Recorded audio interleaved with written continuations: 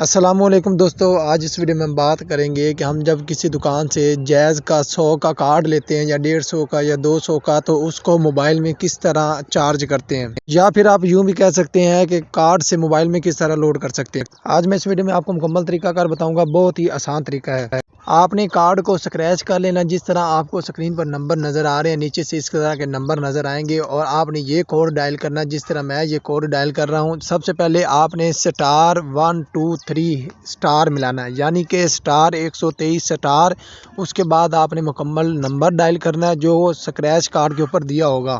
ये आप दोनों मोबाइल पर बआसानी कर सकते हैं, यानी कि अगर आपके पास टच मोबाइल है तब भी बआसानी कर सकते हैं, और अगर आपके पास कीपैड मोबाइल है तब भी कोई मसला नहीं। इसी तरीके से आपने देख कर ये नंबर मुकम्मल डायल कर लेना है। और अभी तक अगर आपने मेरा चैनल सब्सक्राइब नहीं किया तो चैनल सब्सक्राइब कर लें। मेरा ये चैनल बनाने का मकसद आप लोगों की रहनुमाई करना है, तो प्लीज़ आप लोग भी मेरे चैनल को सब्सक्राइब करके वीडियो को लाइक करके मुझे सपोर्ट करें, ताकि मेरी वीडियो बहुत सारे लोगों के लिए रहनुमाई का जरिया बने।